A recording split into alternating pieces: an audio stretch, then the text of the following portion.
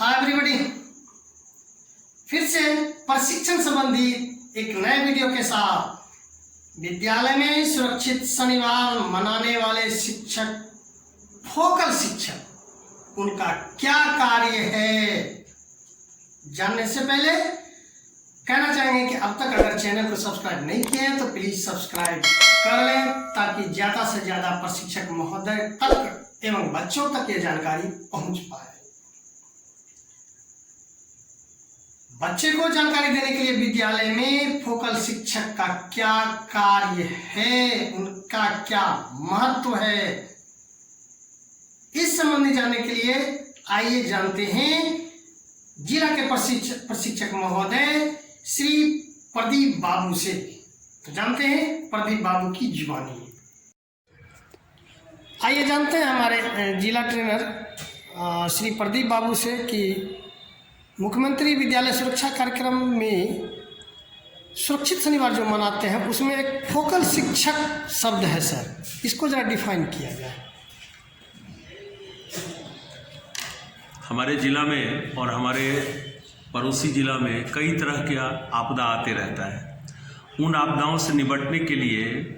मुख्यमंत्री विद्यालय सुरक्षा कार्यक्रम चलाया गया है, जिसमें उस विद्यालय परिवार के सभी शिक्षक शिक्षिकाएं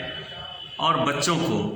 आने वाली आपदा की जानकारी दी जाती है और उन आपदाओं से हम खुद को और अपने परिवार और समाज को कैसे बचाएंगे इसकी जानकारी दी जाती है। इसके लिए विशेष रूप से हर एक शनिवार को सुरक्षित शनिवार कार्यक्रम विद्यालय में संचालित किया जाता है और इस कार्यक्रम में विद्यालय परिवार के सभी शिक्षक शिक्षिकाएं बच्चे सम्मिलित होते हैं और उसमें हर एक विद्यालय से एक या दो फोकल शिक्षक बनाया जाता है और इन फोकल शिक्षक की जवाबदेही होती है कि जितने तरह की आपदा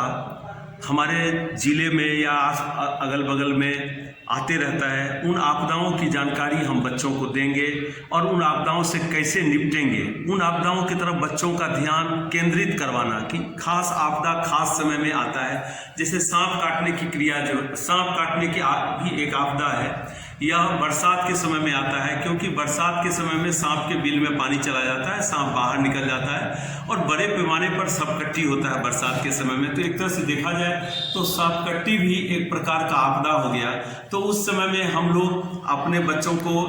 उन आपदाओं से बचने के लिए क्या क्या करते हैं कि बिना टॉर्च का नहीं चलेंगे, अंधेरे में नहीं चलेंगे, अगर बहुत ज़्यादा कहीं झाड़ी है तो उस झाड़ी में नहीं जाना है। इस तरह की बहुत सारी जानकारियाँ जो है बच्चों को हम लोग देते हैं। बाढ़ के समय अगर बाढ़ आता है तो बाढ़ से बचने के उपाय क्या क्या है, जैसे बाढ़ से बचने के उपाय कि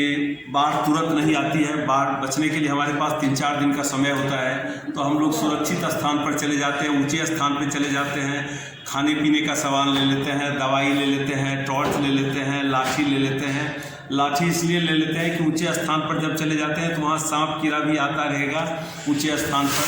तो अपने आप को सुरक्षित करने के लिए तो उस लाठी से उसको मार के वहाँ से भगाया जाए ताकि हम लोग अपने जान माल की रक्षा कर सकें। टॉर्च इसलिए ले लिया जाता है कि टॉर्च से हम जला के समय पर देखते रहते हैं कि यहाँ कोई सांप बिच्छू तो नहीं पहुँचा। और उसके बाद दवा, अगर किसी की तबीयत खराब हो जाती है, पेट खराब की दवा, सर दर्द की दवा, बुखार की दवा, ये सब भी हम लोग ले लेते हैं क्योंकि आवागमन बाधित हो जाता है। हम सामान्यतया मेडिकल की दुकान तक बड़ी आसानी से नहीं पहुँच पाते हैं। और खाने पीने का सामान भी, रेडीमेड सामान जैसे चूड़ा, मुरही, शक्कर, सत्तू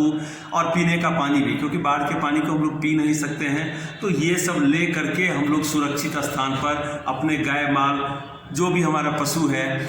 उनको सुरक्षित स्थान पर, ऊंचे स्थान पर लेके चले जाते हैं। इस तरह से हम लोग बाढ़ में खुद को बचा सकते हैं। उसी तरह से है भूकंप में कि भूकंप जब हमारे एरिया में आता है, घर में जाना है फोकल शिक्षक इन आपदाओं, अलग अलग तरह की आपदाओं की जानकारी के लिए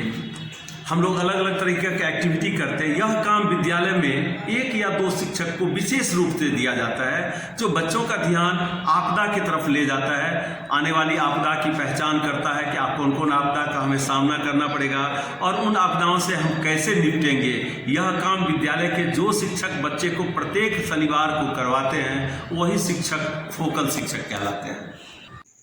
तो आप जवाब से निश्चित संतुष्ट हुए होंगे। इस वीडियो में इस जवाब से निश्चित संतुष्ट हुए होंगे कि फोकल शिक्षक का क्या कार्य है। मिलते हैं अगले वीडियो में, तब तक के लिए बाय, थैंक यू।